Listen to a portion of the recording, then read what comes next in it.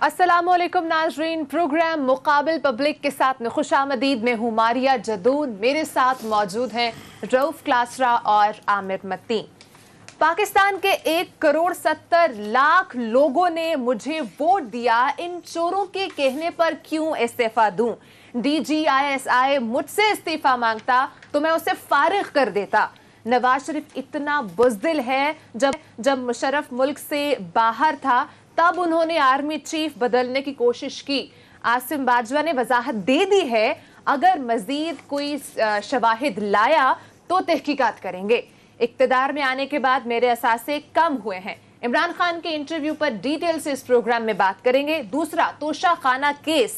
अदालत ने नवाज शरीफ की जायदादें, गाड़ियां, मुल्की और गैर मुल्की अकाउंट्स जब्त करने का हुक्म दे दिया है। तोशा खाना केस था क्या और इसका अगला शिकार कौन हो सकता है? साबिक वजीर आजम यूसुफ रजा गिलानी ने नवाज शरीफ और आसिफ जरदारी को तहाइफ फराहम करने के लिए कौन कौन सा नरम तरीक़ाकार इख्तियार किया है, इस पर प्रोग्राम में बात करेंगे। ये कैसी रियासत मदीना है, लोग पानी से रोटी खा रहे हैं। इमरान खान, आपने कभी कोई कारोबार नहीं किया तो बनी गाला की रियासत कहां से आई है? RTS बंद करके हमें हराया गया है। हम क्या गाय बकरियां हैं, जैसे चाहोगे वैसे चलाओगे? खामोश नहीं रहूंगा, अगर कोई चुप करवाएगा तो भी चुप नहीं होगा, कोई चुप ना ही करवाए। नवाज शरीफ का सेंट्रल वर्किंग कमेटी इजलास से वीडियो लिंक पर खिताब, इस पर डिटेल से प्रोग्राम में बात करेंगे। लास्ट में एक इनसाइट है जो आपके साथ शेयर करेंगे। मैंने रमेश कुमार ने प्रोटोकॉल ना देने पर साबिक IG शुएब दस्तगीर को इस्तेहकाक कमेटी में बुलाया है। इसकी अंदरूनी कहानी क्या है, प्रोग्राम में इस पर बात करें। आमिर साहब, डिफरेंट तकरीरें हुई, कुछ इंटरव्यूज हुए, कुछ खिताब हुए, नवाज शरीफ साहब का भी और इमरान खान साहब का भी। दोनों को कैसे रेट आउट करते हैं? मैं दोनों का मुकाबला तो करता हूँ कि कैसे तकरीरें दोनों की थी, साबिक वज़ीर आज़म की और मौजूदा वज़ीर आज़म की। पर मैं उससे पहले डिस्कस करना चाहता हूँ कि ये पैमरा का आज एक ये स्ट्रक्चर आ गया है, प्रोहिबिशन ऑर्डर आ गया है, ये 3-4 सफ़े का है। और मैं पैमरा चेयरमैन साहब को बहुत पुराना 40 साल से जानता हूँ और बहुत भले आदमी हैं, तो मुझे ये अंदाज़ा है कि उनके ऊपर ये प्रेशर आया है और कहीं किसी ने बैठ के ये फ़ैसला किया है कि जनाब ये गैग ऑर्डर लगा दिया जाए और ये तकरीरें ना दिखाई जाएं। और आज जिस तरह प्राइम मिनिस्टर इमरान खान ने काफ़ी सारी चीज़ें जो कि इस मुल्क में हो रही हैं, उन्होंने साफ ही एक्टिंग की, जिस तरह उनको यहाँ डिसअपेरेंसेस का भी नहीं पता, मीडिया के साथ जो कुछ नहीं पता, तो आई एम श्योर इसका भी नहीं पता होगा। मगर अगर नहीं भी पता, अगर इस मुल्क में कुछ हो रहा है तो बतौर प्राइम मिनिस्टर जिम्मेदारी उनकी है, ये समझ लें। अगर ये कोई और भी करवा रहा है तो जिम्मेदारी जो है ना, हम किसी और को इल्ज़ाम नहीं दे सकेंगे। चल रही थी, फिर अचानक इजाज़त हम किसी और को इल्ज़ाम नहीं दे सकते, हम प्राइम मिनिस्टर को ही इसका जिम्मेदार ठहराएंगे। हालांकि कहने को पैमरा एक इंडिपेंडेंट अदारा है। इस पर एतराज़ात मेरे ये हैं कि पहले तो ये वैसे ही समझता हूँ कि सियासी तौर पर एक बेवकूफ़ाना बात इसलिए है कि ये स्पीचेस रोज़ चल रही थी जो है नवाज शरीफ साहब की, और अब वो रिपीट हो रही थी। परसों भी वही थी, कल भी वही थी, आज भी वही थी। वो जो होता है ना, एक इकोनॉमिक्स की एक टर्म होती है लॉ ऑफ डिमिनिशिंग रिटर्न्स।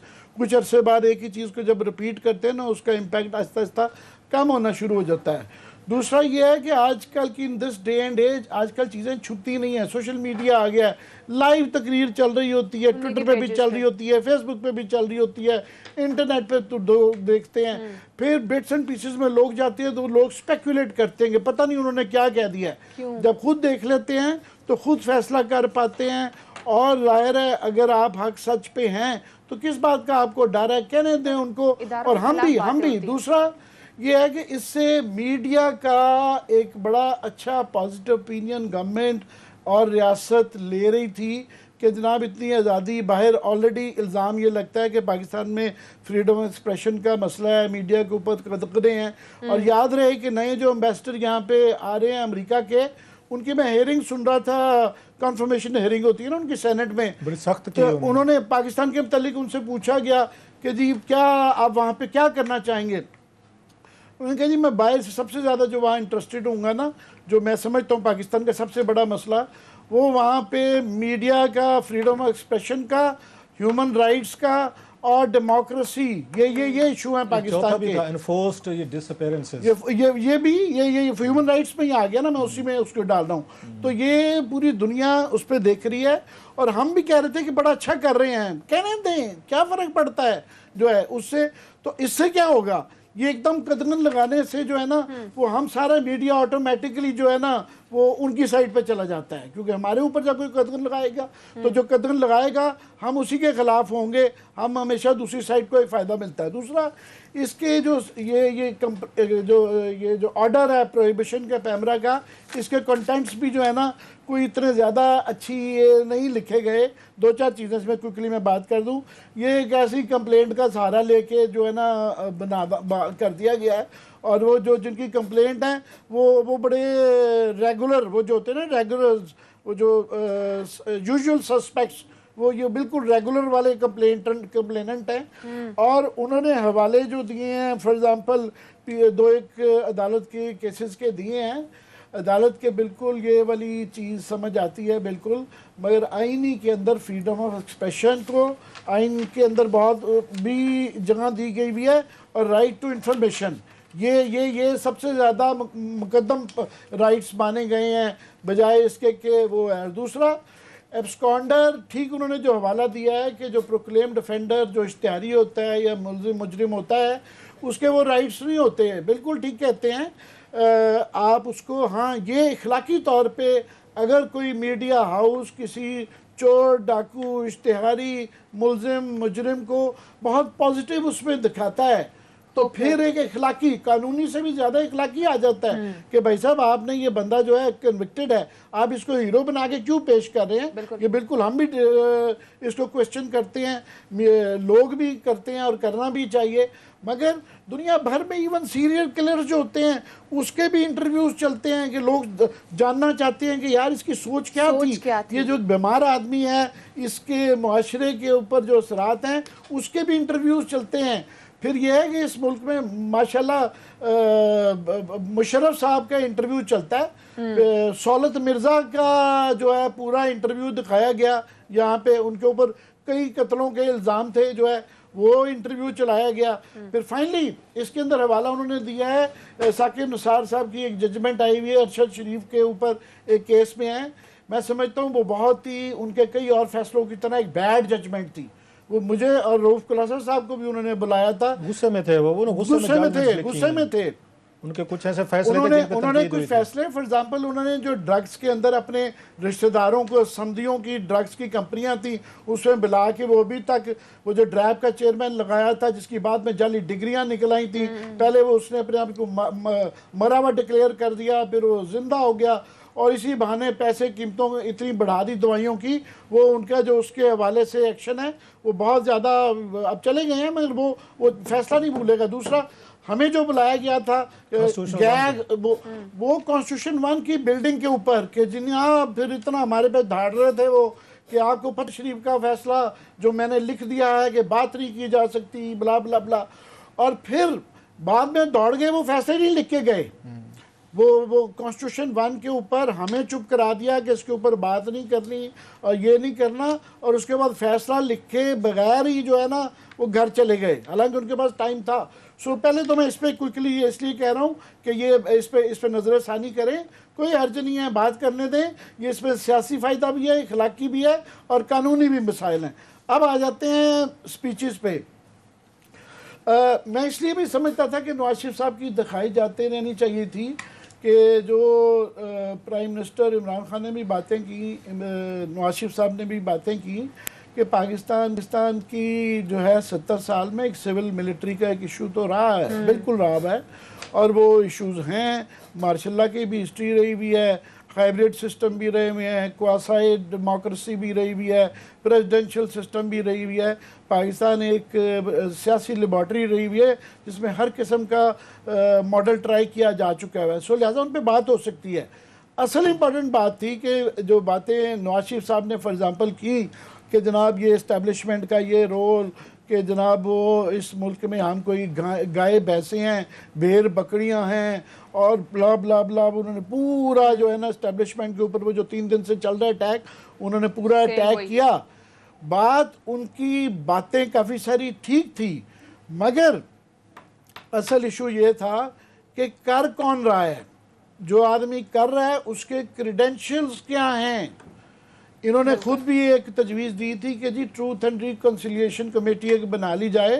तो पहले जो है जिस तरह साउथ अफ्रीका में हुआ था कि अपार्थाइड जब ख़त्म हुई थी तो उन्होंने कहा जी ठीक है सबको माफ़ कर दिया जाएगा, लोगों से जो जो जुल्म हुआ, गलतियाँ हुई, मगर उसका इकरार करना ज़रूरी है। पहले आप कन्फेशन करें। तो नवाज शरीफ साहब बिल्कुल ये जो इस्टेब्लिशमेंट की ओवर रीच है, इस्टेब्लिशमेंट की जो इंटरफेरेंस है और जो सिविलियन हुकूमत के ऊपर वो सक्सेसिवली पिछले 50-60 साल में वो सिलसिला जारी है, वो बिल्कुल है। मगर उसके अंदर अगर वो साथ में हम यहाँ से शुरू करें कि मैं उनका आलाकार रहा, बल्कि सबसे पहला हाइब्रिड सिस्टम का पहला आलाकार ही मैं था कि 1985 में जब ये मॉडल बनाया गया तो पहला सिलेक्शन मेरी हुई थी, और फिर मेरा 88 में ये रोल था, मेरा 90 में ये रोल था, मेरा 97 में उनकी मैंने ये खिदमात इस तरह लेके मैं दोबारा आया, एंड इस तरह ही वो करते रहे सारा। तो ये मेरी लंबी तकरीर होगी, मैं चाह रहा हूँ ऐसा है। मैं लास्ट ये कह दूँ कि उसके बाद प्राइम मिनिस्टर इमरान खान साहब ने जो आज इंटरव्यू किया तो मेरा ख्याल है कि वो सियासी तौर पे जो है उन्होंने पॉइंट अच्छा स्कोर कर लिया कि सारा ध्यान जो है ना वो नवाज शरीफ ने जो आज एक इम्पैक्ट क्रिएट किया गया था वो सारा ध्यान इनके इंटरव्यू पे आ गया।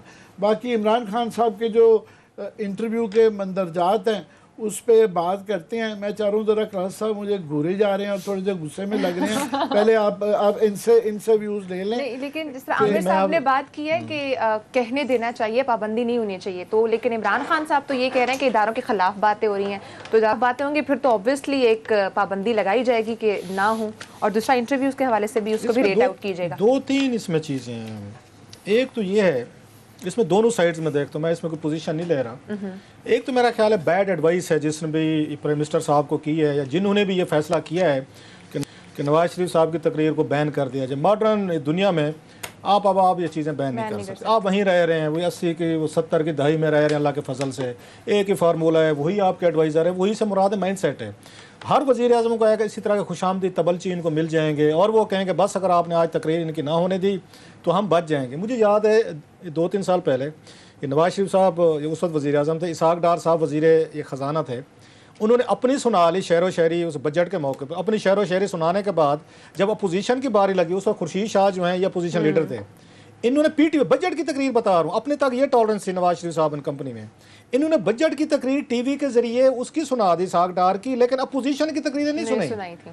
उस पर उन्होंने रोला डाल दिया अपोजिशन ने। वो जनाब बैकआउट करके 30 दिन यहाँ पे असम्बली के उसमें बैठे रहे, लान में बैठे रहे। उन्होंने कहा हम आपको लाइव तकरीर पीटीवी के जरिए नहीं दिखाएंगे, मेंबरान कौमी असम्बली के लीव अलोन कोई मुलजिम है, मुजरिम है।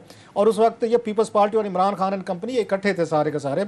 ये आजकल अयाज सादिक साहब जो हैं ये स्पीकर थे, उन्हें इतनी जरूरत नहीं हुई कि दिखा सकें। परवेज़ रशीद साहब थे उस वक्त।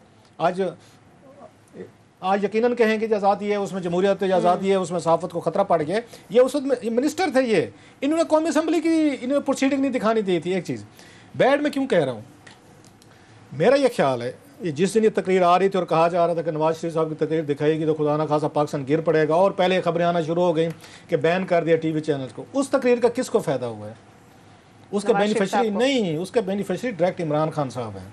अच्छा, फायदा कैसे हुआ उन्हें? मतलब किसको फायदा हुआ ना कि अगर उन्होंने अलाउ कर दिया कि आप उनको नवाज शरीफ साहब को तकरीर करने दें, अगर आप ना करने देते वो ट्विटर के जरिए कर लेंगे, वो यूट्यूब के जरिए कर लेंगे, मेरे पास हाँ, फिर आप एक काम करें, पाकिस्तान को आयरन वाल बना दें, एक फायर वाल इसके गिर्द एक डेवलप कर दें। यहाँ पे इसको यूट्यूब बंद कर दें, इसके बाद आप इसको ट्विटर बंद कर दें, फेसबुक आप बंद करें, टिकटॉक जो भी हाथ चढ़ता है पूरा चाइनीज मॉडल ले आए ना। आजकल ला रहे हैं। पूरा सी पैक ले आए। एक बाजवा साहब वहाँ भी लगा दिए गए, पीटीए में बैठे हैं बाजवा साहब को, और वो भी फौजी उससे मेडिकल मेजर जनरल हैं, उनका भी यही काम लगा है। सुना वो भी ट्विटर सारा दिन उनको ये बताते रहते हैं। आजकल जो नई भी है ना, वो अपना तारुफ करवा देते हैं आमिर बाजवा, वो कहते हैं इससे जरा काम हल हो जाता है। बार वो पीटीए यही काम हो कर रहा रहा है। है, पीटीए यही काम कर रहा है। वहाँ भी उन्होंने एक आधा हमारे फौजी भाई बैठा दिए हैं, तो वो बैठ के यही काम कर रहे हैं, ऐसा ऐसा चाइना मॉडल की तरफ जा रहे हैं। अच्छा। सो ये कमिंग टू द पॉइंट कि उसका तकरीर का फायदा सबसे बड़ा इमरान खान और इनकी पार्टी को, जो उन्होंने मियाँ साहब ने टैक्स किए।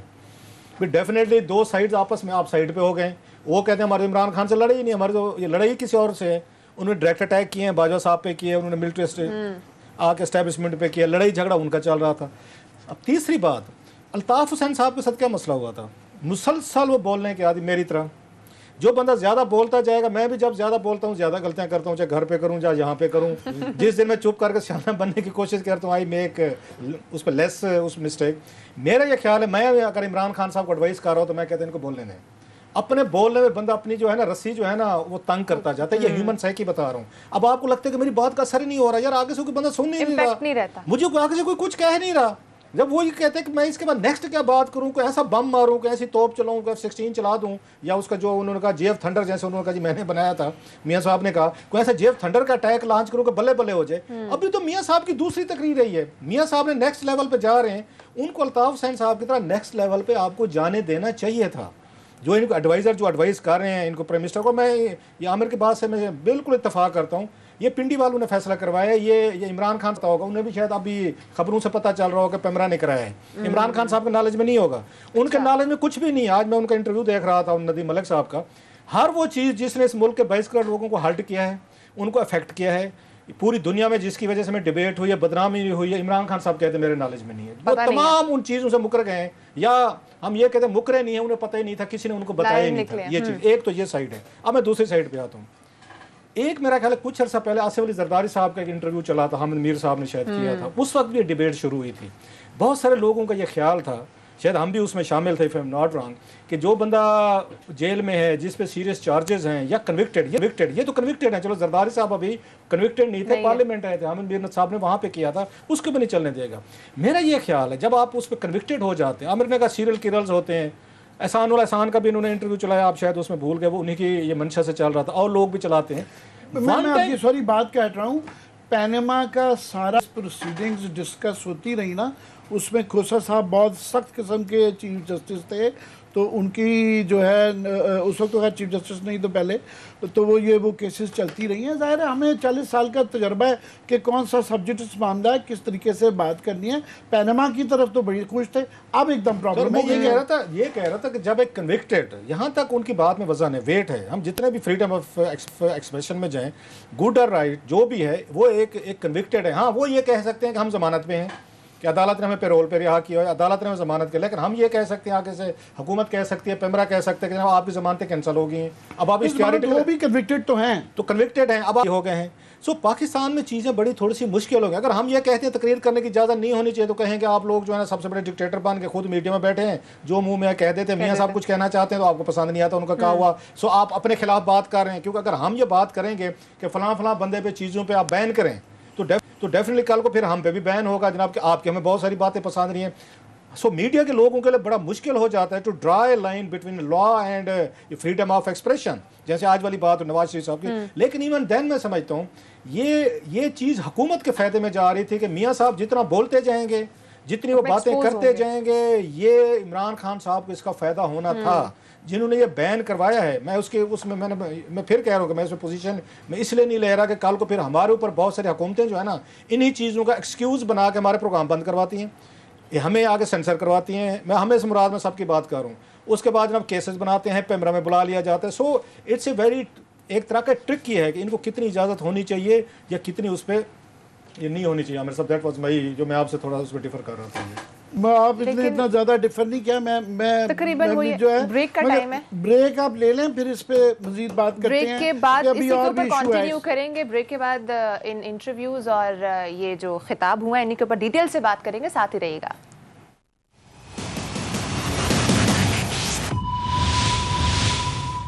वेलकम बैक नाज़रीन। आमिर साहब, जैसे भी क्लास साहब ने बात की कि जब कोई चीज़ रिपीटेडली दिखाई जाए तो उसका इम्पैक्ट कम हो जाता है।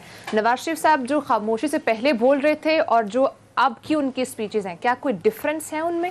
मैं पूरी एक लिस्ट निकाल के बैठा हुआ था कि जो नवाज शरीफ साहब की स्पीच जब मैं सुन रहा था तो मैं नोट्स लेता जा रहा था कि मैं 1 2 3 4 5 ये मुझे इनके ऊपर एतराज़ आते हैं, मगर ये पैमरा की ये आने के बाद मेरी सारी टेंशन इधर डाइवर्ट हो गई। अब मैं इसके पेराए में ये देख रहा हूँ, वरना यही एग्जैक्टली हम भी बात कर रहे हैं कि अगर ये गवर्नमेंट ये पैमरा की ना करे, ये अलाउ ना करें, तो मेरा ख्याल है मीडिया को खुद वो चीज़ें नज़र आएंगी। फॉर एग्ज़ाम्पल उनकी जो मतलब आज की तकरीर का वो बिल्कुल एक तो जो वो माहौल है वो बिल्कुल वाकिल ताब हुसैन को ही कॉपी करने शुरू हो गए। हाथ खड़े करो, बैठ जाओ, खड़े ना हो, हाथ, वो बिल्कुल वो वाली एक्टिंग जिस तरह वो रात के 2-2 बजे जो करते थे। तो वो बड़े बड़े मोतबर लोग थे और वो काफ़ी सारे ऐसे लोग थे जिन्होंने मियां नवाज शरीफ के साथ ही पॉलिटिक्स शुरू की है। राजा जफर बैठे हुए थे वहाँ, ख्वाजा आसिफ साहब बड़े सीनियर लोग हैं, हसन इकबाल, इन सबको भी 40-40 साल सियासत के अंदर हो गए हैं, 50-50 साल भी हो गए हैं। अब उनको खड़ा करना, बैठना, हाथ खड़ा करो, पीछे तो नहीं हटोगे, जो है बात ये है खुद पीछे हट गए हैं, खुद लंदन में बैठे हुए हैं और हर यहाँ पे ये कह रहे हैं कि तुम जो है ना लड़ मर जाओ, और अगर मैं जेल में चला गया हूँ और मेरी बेटी ज़मानत पे और मेरा भाई है तो तुम लोग बाहर पे क्यों हो। दूसरा वो स्टेडफास्ट, दूसरा उनका जो बार बार जोर था कि जी मैं स्टेडफास्ट रहूँगा, इस दफ़ा मैं पीछे नहीं हटूँगा, अब मैंने ये सोच लिया है। ये धोखा पहले भी 10-20 दफ़ा हमारे साथ, एक दफ़ा नहीं, 2 दफ़ा नहीं, 10-20 दफ़ा ये कर चुके हुए हैं। और उनकी पूरे सियासत 30-35 साल की में ये रहा है कि जब भी मौका मिलता है वो जो है ना स्टेड फास्टनेस एकदम रातों रात गायब होती है, पता भी नहीं चलते। वो सऊदी अरेबिया वाली मिसाल है, किसी को पता ही नहीं चला था कि जहाज़ आके, सामान आके, नौकर आके वो चले भी गए हैं। तो वो है, तो इसलिए इतनी जल्दी एतबार ये नहीं कि इब की बार जो है ना मैं बड़ी सच्ची बात कर रहा हूँ। तीसरा लंबी लिस्ट है, मैं 2-3 बातें क्विकली ज़रा कर दूंगा कि वो जो एक उन्होंने एक दर्द मंजर नगारी जो की ना कि वहाँ पे लंदन में वो रह रहे हैं, बेटे उनके वहाँ पे रह रहे हैं, सारा समधी उधर रह रहा है, पॉश घरों में रह रहे हैं, किसी की बरतानिया की नेशनैलिटी है, किसी की सऊदी अरेबिया की है। पर वो जो नक्शा नगारी उन्होंने जो की कि गरीब का कितना दर्द है कि आम आदमी तो है वो पानी में रोटी डबो के खाता है, और आम आदमी के जो हालात का जिस तरीके से है, मेरा नहीं ख्याल है आम आदमी का ज़िंदगी उन्होंने कभी गुजारी है या देखी है या अब भी वो वाला है। तो वो एक ठीक है, उन्होंने फ़न सीख लिया है, पर थोड़ा सा आपके कॉल और फेल में छोटा मोटा सियासतदानों के तजाद होता है, मगर ये इतनी बड़ी खलीज नहीं होनी चाहिए। ये इसे कहें ओशनिक गैप, पूरा एक समंदर था उनकी बातों में और उनके कॉल और फेल में। तो ये इमरान खान साहब पे पहले वो कहते हैं, इमरान खान के मेरा ये नवाज शरीफ साहब पे क्लास साहब भी कुछ कहना चाह रहे हैं शायद। मैं सिर्फ एक बात पे कहता हूँ, आज आप इनका पोस्टमार्टम बड़ा अच्छा कर रहे हैं। वो ये था कि हम लंदन में थे, 2007 की बात है। जो नारा उन्होंने मरवाया ना कि एक बड़ा मशहूर नारा है जो मियाँ साहब को बड़ा पसंद है कि नवाज शरीफ कदम बढ़ाओ हम तुम्हारे साथ। मैं इस पर ज़रा बात करना चाहता हूँ। मैं भी था, अरशद शरीफ भी था। मेरे घर बर्मिंघम में इनका एक जलसा हुआ, तो लंदन से जा रहे थे जलसे के लिए, बर्मिंघम ही था, वी नॉट रॉन्ग, या कोई और शहर था या मैनचेस्टर था शायद। तो हम वहाँ पे ये ट्रेन पे हम भी गए उसको कवर करने के लिए। अरशद उस वक्त उसके डॉन के लिए करता था, मैं द न्यूज़ के लिए रिपोर्टिंग कर रहा था। वहाँ पे किया तो वहाँ पे भी एक अच्छा खासा मतलब मजमा ओवरसीज़ पाकिस्तानी का था, इकट्ठा हुआ होता है, एक हाल में थे। उन्होंने ये नारे मारना शुरू कर दिए, मियाँ साहब कदम बढ़ाओ हम तुम्हारे साथ हैं। 2007 की बात करूँ, सितंबर या अगस्त या उसकी बात होगी, जुलाई अगस्त की। मियाँ साहब ने कहा कि रुक जाए, ये नारा ना मारें। ये मैं उसका विटनेस हूँ, ये तकरीर मैंने खुद सुनी है। उन्होंने कहा क्यों ना मारें? उन्होंने कहा मैं आपको एक वाक़या सुनूँ। आप लोग जो है ना ऐसे कह देते हैं कि कदम बढ़ाओ हम तुम्हारे साथ हैं। कहते 99 में भी आप लोगों ने इसी तरीके के नारे मारे थे जब कारगिल के बाद हुआ सब कुछ कि नवाज शरीफ कदम बढ़ाओ हम तुम्हारे साथ हैं। कहते मैंने फिर कदम बढ़ाया और पीछे मुड़ के देखा तो एक बंदे नहीं था। तो मियाँ साहब को भी अच्छी तरीके से पता है कि अवाम को क्या डोज देनी। अवाम को भी पता है कि मियाँ साहब भी नारे मरवा लेते होते हैं, और मियाँ साहब को भी पता है कि अवाम ने मेरे पीछे आना नहीं होता यहाँ पे सारी चीज़ों का। और दूसरी चीज़ जो बात आप कह रहे हैं, मियाँ साहब इस तरह की बातें हमेशा करते आए हैं, लेकिन एक अब जो बैठ के कर इनकी पार्टी के लिए बड़ा मसला होगा। जो नारा ये मार रहे हैं, अब उनके सामने ऑप्शन होगा। मुझे तो वो खतरा जो शेख रशीद साहब को, हालांकि मैं सीरियस नहीं लेता बहुत सारी चीज़ों पे, वो जो बातें कर रहे हैं ना कि अगर इसी तरह मियाँ साहब ने पेश रखी, जो इमरान खान साहब को एडवाइज़र ने जो गलत मशवरा दिया है कि मियाँ साहब की तकरीरें जो है ना, मैं फिर कह रहा हूँ ये पिंडी बॉयज़ से आया है, ये इमरान खान के फरिश्तों को नहीं पता होगा, उन्हें बहुत सारी चीज़ों का नहीं पता होता, और जब कोई उनसे पूछ ले तो वो बड़ी आसानी से वो कह देते हैं जी मेरे तो नॉलेज में भी नहीं है। सो मियाँ साहब को मेरा ये ख्याल है ये despite all laws, moral issues, legal issues, इनको तकरीरें करने दें। अल्टीमेटली इन्होंने कहीं ना कहीं वो फंदा अपने लिए खुद जो है ना वो बड़े कैपेबल है, उनकी पार्टी के अंदर से अभी से उनको समझ आना शुरू हो गई है। कल ही कहा था कि बड़े लेंगे, वो एक टूटे थे पहले, जलील शरकपुरी साहब 1 से 5 हो गए हैं, ये 5 से 25 होने जा रहे हैं। आज 5 मिले भी हैं ये वहाँ पे, लेकिन मैं फिर कहूँगा इमरान खान साहब फिर गलत जमहूरियत को प्रमोट कर रहे हैं। जिस तरीके से अगर आपने नवाज लीग के बंदे तोड़ के आपने उनको उनके ये मुलाकातें करवानी है, शामिल करवाना है, तो सर आप भी वही काम कर रहे हैं जो यहाँ पे जनरल ज़िया करवाता था, जो जनरल मुशर्रफ करवाता था, जो आप जिसके खिलाफ खड़े हुए थे और कहते थे जमहूरियत ऐसे। ये कोई जमहूरियत नहीं है कि पीएम नवाज के लोग टूटना चाहते हैं, अपना ग्रुप बना लें, अपना शीन बे पे मीम whatever they want to have उन्हें बनाने दें। आप उनकी वजीर आला से मुलाकातें 5 करवा रहे हैं अगर, और उनको प्रमोट किया जा रहा है और मीडिया उनको बड़ा स्पिन दे रहा है, वाह जी वाह ये बागी निकल आए हैं और यहाँ से टूटना चाहते हैं। तो खान साहब ये काम ये मियाँ नवाज शरीफ साहब ने भी किया था, शहबाज शरीफ साहब वापस आए, इन्होंने क्यू लीग को तोड़ा था, आपको याद होगा उनका नाम अता मनीका साहब, इन्होंने अता मनीका साहब के जरिए ग्रुप बनवा के शहबाज शरीफ साहब ने 5 साल हुकूमत की। उससे पहले जनरल मुशर्रफ ने पेट्रियट उन्होंने ग्रुप बनवाया, उन्होंने 20 पीपल्स पार्टी के तोड़ लिए थे। उससे पहले जाएँ तो उन्होंने क्यू लीग बना ली थी जनरल मुशर्रफ ने नवाज शरीफ को तोड़ के। नवाज शरीफ की तरफ जाएँ तो इन्होंने जुनैजो हुकूमत, इन जुनैजो की पार्टी तोड़ के नवाज शरीफ साहब को बना दिया था। हजूर ये तरीके ना पहले चले हैं ना अब चलेंगे। आप अगर उनको बुलवा रहे हैं और उनको बुज़दार साहब की उसमें शामिल करवाना चाहते हैं कि चले हमारी हुकूमत मजबूत हो जाएगी, मेरा ख्याल it's a bad politics, it's a bad जमहूरियत। आप इसको फर्दर वीक करेंगे। और खान साहब बैठ के जितने उन्होंने नारे मारे हुए हैं, जितने उन्होंने हमें बातें सुनाई हुई हैं कि जमहूरियत में जितने लेक्चर मेरा ख्याल है सुने, जिन्होंने जमहूरियत बनाई थी उन्होंने नहीं सुने होंगे, तो मेहरबानी फरमाएं उनको खुद बनाने दें अगर वो बनाना चाहते हैं। हमारी एजेंसीज को और इमरान खान साहब को इस प्रोसेस से दूर रहना चाहिए, अदरवाइज इसका कोई अल्टीमेटली फायदा नहीं निकलना है। ठीक है, मूविंग टू एन अदर, एक इमरान खान साहब के इंटरव्यू के हवाले से बात करने लगे। इमरान खान साहब ने आज अपने इंटरव्यू में जनरल आसिम सलीम बाजवा के हवाले से वजाहत भी दिया, और वो ये कह रहे हैं कि अगर कोई मजीद शवाहिद लेकर आएगा तो इस केस के ऊपर हम मजीद तहकीकात भी करवाएंगे। जरा वो क्लिप प्ले कीजिएगा जिसमें वो आसिम सलीम बाजवा के हवाले से बात कर रहे थे। आमिर साहब, इमरान खान साहब सेटिस्फाइड है? हम ये बार बार कह रहे हैं कि ये जो जनरल आसिम बाजवा वाला इशू है ना, ये बड़ा गंभीर इशू बन गया है। ये एक चीज़ मिल गई है अपोजिशन को बार बार रगेदने के लिए, तो इसका अल्टीमेटली इसकी आपको तफ्तीश करवानी पड़ेगी। मेरा ख्याल है कि प्राइम मिनिस्टर को शायद ये मुनासिब था कि अगर ये कहते कि अपोजिशन भी बातें कर रही है ना, क्योंकि वो इसको चाहते हैं कि ये इशू प्रलॉन्ग करे, वरना उनको कौन रोकता है। जिस तरह पैनमा के अंदर इमरान खान साहब गए थे अदालत के अंदर, वो अदालत में भी जा सकते हैं, वो नैब में भी कंप्लेंट कर सकते हैं, तो वो खुद वो उस पर जाया जा सकता है जो है। तो अभी तक वो भी नहीं गए, वो भी सिर्फ तकरीरें कर रहे हैं क्योंकि वो चाह रहे हैं कि इनको रगड़ा इस पर लगाता रहे। बाकी ओवरऑल मैं समझता हूँ प्राइम मिनिस्टर की जो आज का इंटरव्यू था वो थोड़ी सी, वो जो लतीफ़ा नहीं है कि थोड़ी सी परेशानी भी हुई, थोड़ी सी हैरानी भी हुई। तो परेशानी थी जो है ना उनका, वो जो डेयरिंग बातें की जो है, कुछ नई बातें भी की। नहीं, उन्होंने ये कहा कि जनाब वो जो कि बड़ी डेयरिंग बात थी और प्राइम मिनिस्टर को करनी चाहिए, और ये इमरान खान ही कर सकते थे, ये नवाज शरीफ साहब नहीं कर सकते थे। कि मुझे अगर कारगिल का पता चलता कि मेरे पूछे बगैर हुआ है तो मैं सैक कर देता अपने चीफ ऑफ आर्मी स्टाफ को। और दूसरा उन्होंने कहा, ज़हीरुल इस्लाम साहब ने भी ये कहते हैं कि जी मुझे आगे कहा था कि आप इस्तीफा दें, तो मैं वो भी सैक कर देता। अब ये क्रेडिट है।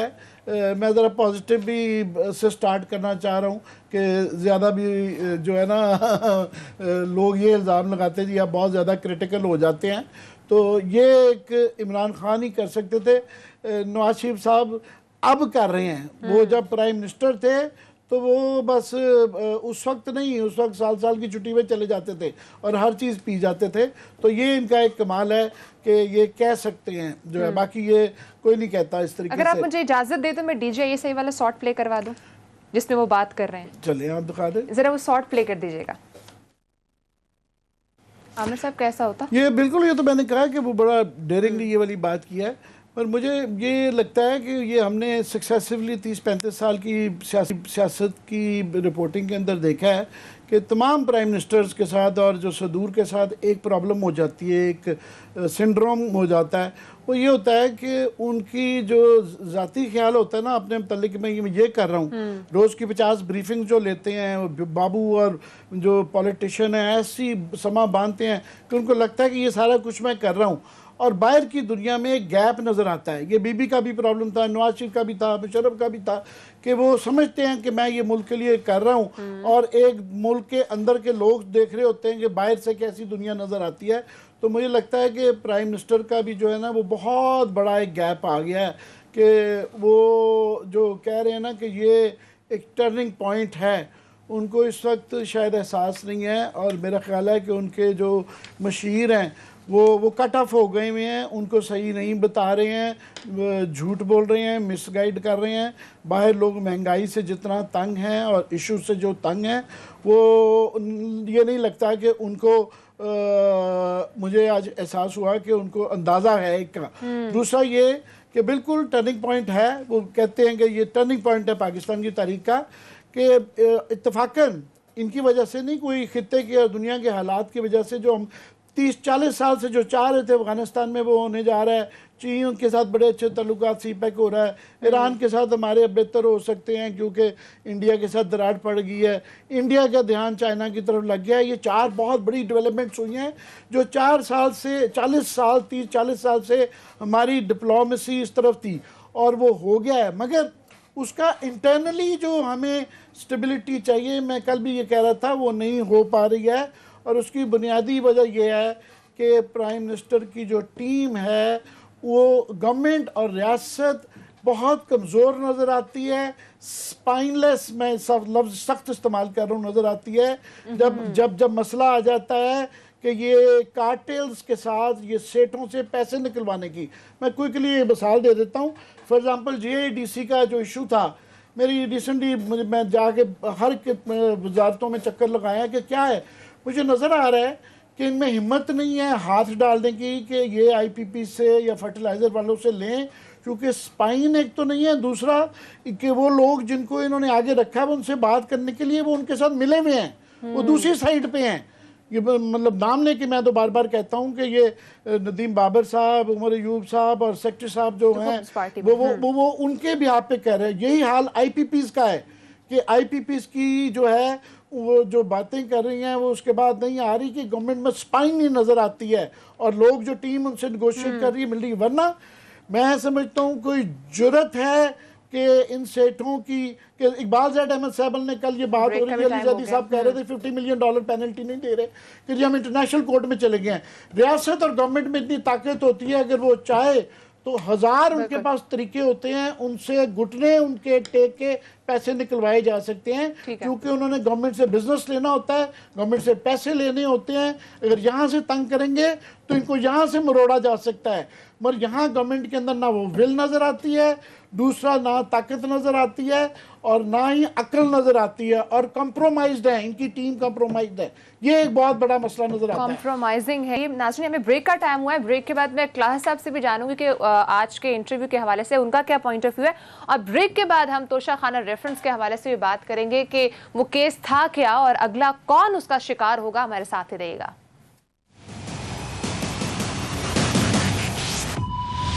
वेलकम बैक नाजरीन, साबिक IG पंजाब शुएब दस्तगीर साहब को इस्तेहकाक कमेटी ने बुलाया।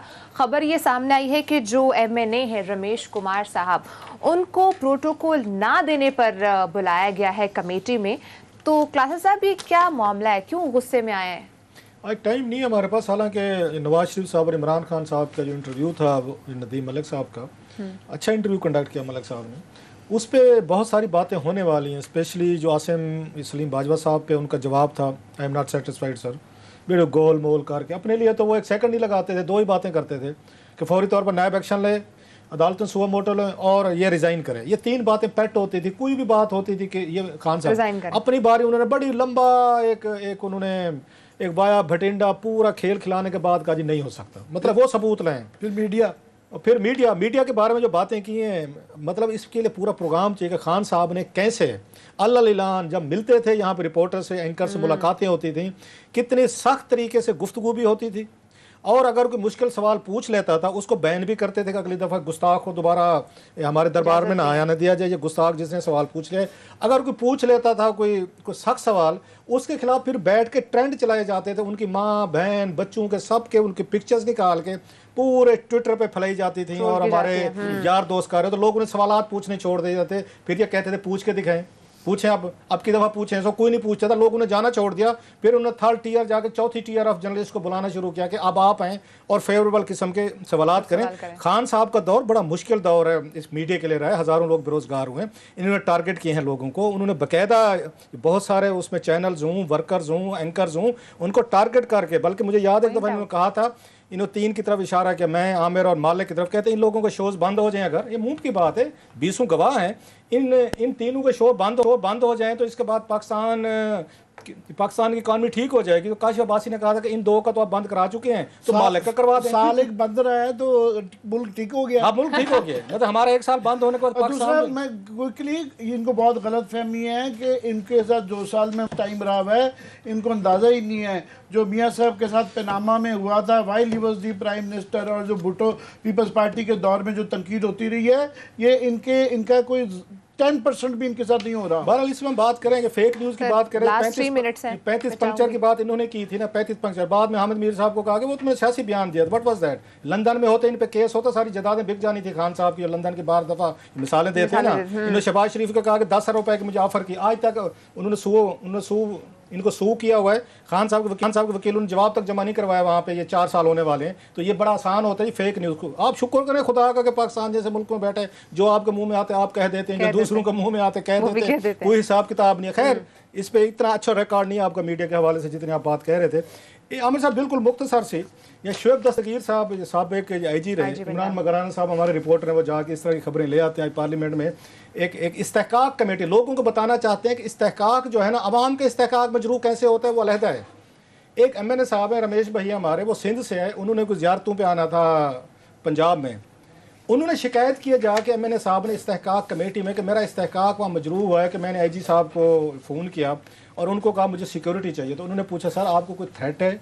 अगर कोई थ्रेट है तो कोई सिंध हुकूमत ने हमें कोई लेटर भेजा है, अगर वहाँ से नहीं है तो कोई पार्लियामेंट की तरफ से आया है, कोई रमेश कुमार जी आ रहे हैं तो आप इनको सिक्योरिटी दें। तो उन्होंने कहा जनाब इन्होंने ये बात कहा है कि मुझे सिक्योरिटी ना दे कि मेरा इन्होंने इस्तेहकाक मजरू किया है। सो सारे काम छोड़ के आज वो कमेटी जो है इस इस्तेहकाक पे बैठी है कि MNA साहब को लाहौर में सिक्योरिटी नहीं दी गई। प्रोटोकॉल उससे ज्यादा टू टी टाटा लाइटें चाहिए। अच्छा, वैसे मतलब रमेश भाई को दे दे तो क्या फर्क पड़ता है, बाकियों को तो देते हैं ना, आगे टू टाटी रहती है। तो एक हमारे रमेश भाई को अगर शुएब दस्तगीर साहब दे देते तो कौन सी क़यामत आ जाती। अब सुलह बड़ी मजे की हुई है, अरकान को समझ तो आ गई कि यार इतनी फ्रिवलस सी बात है, अब इस पे क्या हमने इजलास बुला लिया, एक दूसरे को फेवर करनी पड़ती है। उन्होंने कहा काम करें, अब तीनों बैठ जाए, जरा आपस में मामला तय करके आ जाए, हमें बताएं फिर क्या करना है। तो थोड़ी देर बाद ना वो सारे उठ के बैठ गए। उसके बाद शुएब दस्तगीर साहब भी गए, रमेश साहब भी गए, और 5 मिनट बाद आते हैं कि हमारा मामला सारा ये सेट हो गया, everything is honey and moon. मेरा ख्याल है जितना खर्चा आज हुआ है ना वहाँ पे, जो कुछ आज वहाँ पे खर्चा किया गया प्रिविलेज कमेटी का, क्योंकि इसमें बाकायदा अलाउंसेस मिलते हैं इनको, 5-5 10,000 रुपये एक MNA को मिलता है। उसके बाद वहाँ पे आपका स्टाफ है, लोग हैं, 3 घंटे आपने प्रोसीडिंग किए, इसका सारा खर्चा जो है ना मेरा ख्याल 2 लोगों से लेना चाहिए।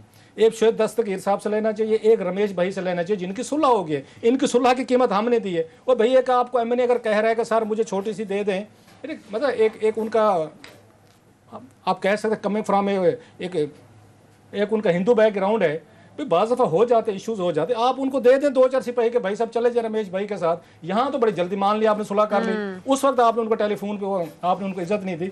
सेम गोज़ फॉर रमेश भाई एज वेल के भाई साहब, अगर आपका गुस्सा इतना ही था 2 मिनट में हवा हो जाना था, तो इतना बड़ा ड्रामा करने की आपको क्या जरूरत थी कि पूरा इजलास बुलवाया, 3 घंटे मीटिंग हुई, पैसे लिए।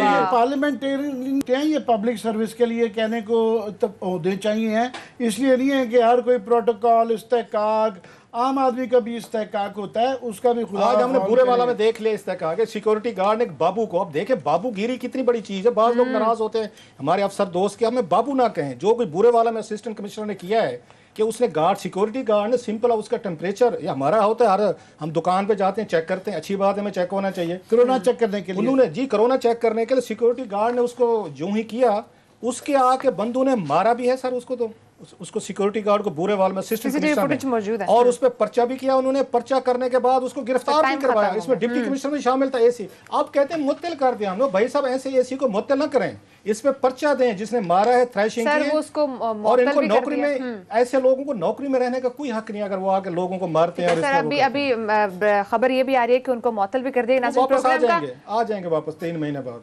प्रोग्राम का टाइम खत्म हो चुका है। इंशाल्लाह आपसे अगले हफ्ते मुलाकात होगी। अपना ख्याल रखिएगा। अल्लाह हाफिज़।